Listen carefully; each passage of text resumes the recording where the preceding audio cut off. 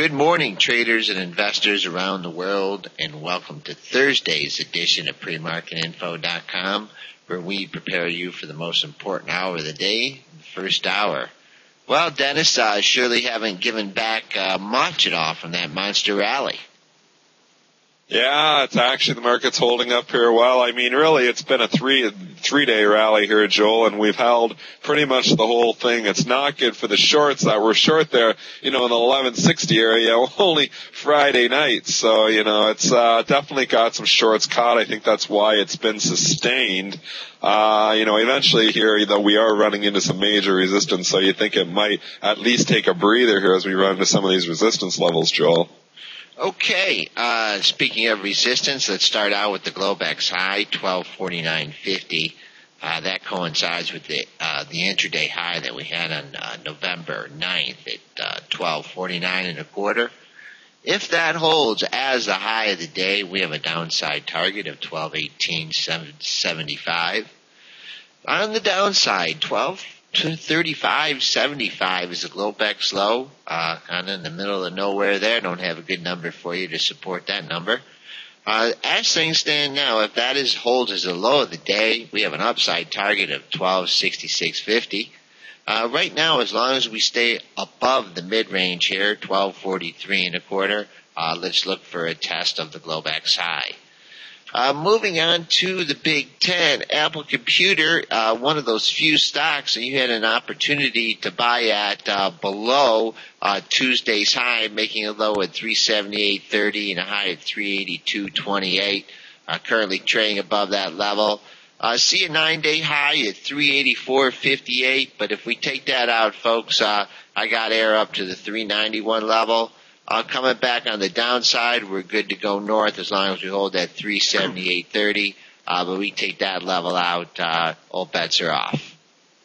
Yeah, that 390, that number two, were to get back up there, it might be a nice area to try a short off of. Above that, the 400 is huge, but 391 is a good number. I like that. On the downside, I think you'll find some support in the 375 area. Okay, ExxonMobil gapped up, never even took a look at trying to fill that gap, made a 78.37 low and an 80.53 high, closing at 80.44. Currently trading below that, so let's use that 80.50 level, let's call it, as a good resistance. If we bust through there, I don't see a whole lot up until the 82 level. Coming back on the downside, really no good support. Mild support in the 79.50 area, but 78.37 Wednesday's low should be excellent support.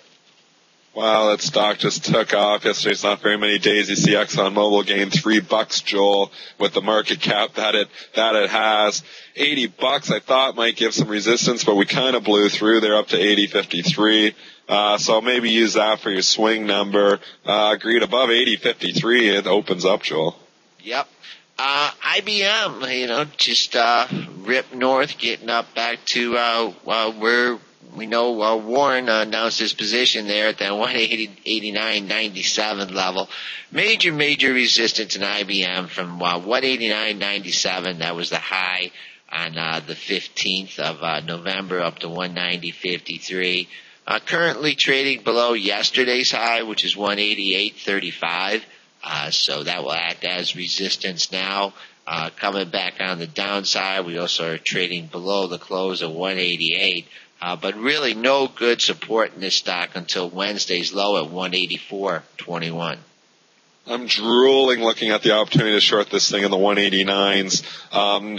Obviously, if it got made a new 52-week high at 190.53, then all bets are off. But we know there's that size seller. We talked about him over the last month at 190. The HFT guys and the swing guys are all in front of him at the 189. So selling this thing in the 189s is definitely a lower risk trade. You know where your out is, like Joel says, 190.53. I like it too because, if you're a swing trader, if you could take a little bit more heat, if it did take out the 190s, that would shake out all the high frequency shorts. So then they wouldn't be, the herd would be out of there. And if you were able to hold up that 190.53, that would give you another out. So maybe look at using that second out. If it started to make a new high like 191, then you definitely got to cover. But if you're willing to risk a buck there, the risk return is definitely there for IBM. What do you got at 190? How many shares?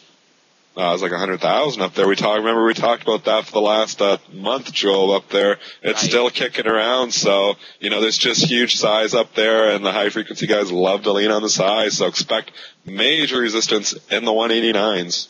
Okay. Microsoft had a good day yesterday, closing on the high of the day, 25.58. Coming back on the downside. That stock just missed Tuesday's high by a dime, so small gap between 25.15 and 25.04. We got a 9-day high there at 26.06, so if in fact we can hold this 25.58 level, not much to see up until that 26.06 level. Microsoft, $26 too. I like that level. Me and my whole numbers, Joel. I know you like to pick the point right on. I like the whole numbers, so I'm going to say $26 should give you some initial resistance the first time up there. Okay, Chevron Corporation closing on the high of the day, 102.82. Monster day for that stock. Only resistance I see up there is 103.42. That was the high on November 16th. Above 103.42, things really open up in this stock to 107.33. Coming back on the downside, on a pullback where this thing stops, your guess is as good as mine. Really don't have good support until Wednesday's low at 100.11, and then you got almost a $2 gap in that stock between Wednesday's low and Tuesday's high. That $100 level that you just saw, 111, interesting that stopped there, and that was the low. 100, just a psychological number. Below 100, you're right, you got that gap, which it could end up filling, so you got to be careful if you are buying off that 100, because if it takes that out, it could start filling that gap in a hurry. Obviously above 102.82, you can talk about the 105. So your swing traders out there, the level is 110. That is where that is just huge. We've topped out there 4 times in the past over the last year. It's a huge size seller up there. Same story as like the IBM. You'll see huge resistance on this in the 109s. That's $6 away, but we moved up $5 yesterday. I don't think it's going to happen again today. But, in the next, week or so, if we drift up there, it's a nice area to try a short. Okay, J&J, closing at the high of the day, 64.74 high, 64.72 close. Not much resistance above that level up until the 65.29 to 33 level. That was the highs back from November 14th and 15th. Then you got another high above that. So, it really finds stiff resistance here between 65.30 and also that double top up there at 65.85 to 86. Coming back on the downside, if we in fact cannot hold this close area, I really don't see much. A little support at 64.26, but the better support is a 63.80, which was Wednesday's low. Even a little earlier than that, Joel, we've got some size in the bucket, $65. So I'd expect the high frequency guys to be selling the 64.90s today. So you could see resistance anywhere from the 64.80s, 64.90s. Takes out that 65 area, then it's still 66 is huge on this too. So it's definitely coming into resistance. What kind of size you got at 65? 80,000, which is significant enough for this stock. So. Correct. Okay. Moving on to Procter & Gamble. Monster day for Procter & Gamble, closing at the high of the day as well. 64.59 high with the 57 close.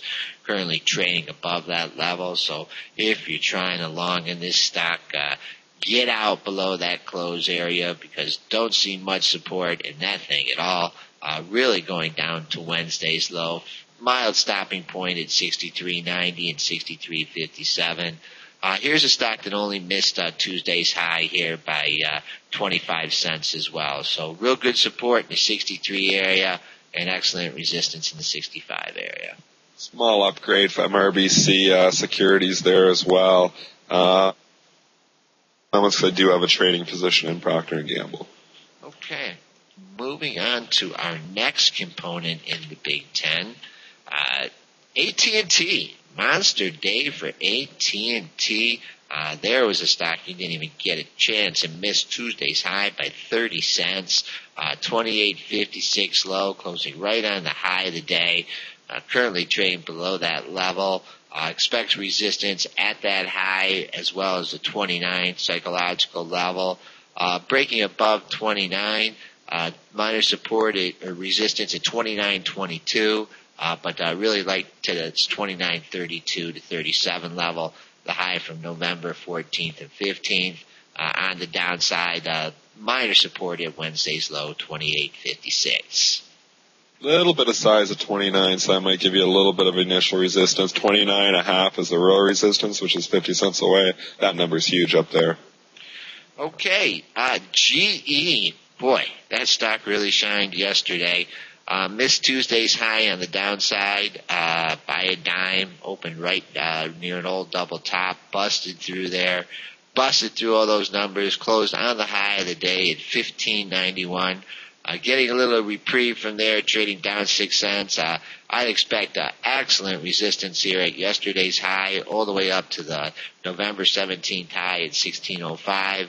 Above that 16.05, things open up to the 16.50 level. Coming back on the downside, minor support at 15.65 and 15.49, but the excellent support at 15.26, which was yesterday's low. Let's rewind the tapes to August and September when we talked about this 15 area to 16 area range. We were like saying channelingstocks.com for 2 months. It traded between 15 and 16. I sense a little deja vu coming on here. We just bounced off. We cut to the 1470, 1480 support area. Call it all 15. We bounced off of there. We're coming right into that resistance area of 16 once again. So maybe the first time up here, 16 might hold. You'll see those high frequency guys probably selling the 1590s. Okay, Coca-Cola, which had a real strong day on Tuesday after going ex-dividend, had a monster day. Popped up early in the session, made a high at 67.96, then just kind of peeled back the rest of the day. 67.23, the thing is currently trading unch. Not a lot of resistance until you get to Wednesday's high at 67.96. Above that, we'll be looking for the 68.45 level. Coming back on the downside, real good support at Wednesday's low, which was 66.72, down to Tuesday's high at 66.50. See a little bit of size at 68. Not huge, 40,000, but it's a little bit. And I think that's maybe why we topped out at 67.96 yesterday. Because not only sometimes size is visible, there's also, institutions that send algorithms and they're, feeding stock out at these whole number levels, which is why we always like in the high frequency guys, seek those guys out and they sell in front of them. That's why you always see it top out in the 90s in front of these whole numbers a lot of times. That's what we've seen yesterday on Coke, 67.96 being the high yesterday. So, I definitely think you could see a repeat. That high is going to definitely provide some major resistance. Okay, SPUs are currently unch after that monster rally yesterday. As long as we stay above this 12.43.25 level, we're good to go to test that Globex high. We're going to take a quick break here, and we'll be back with our market movers.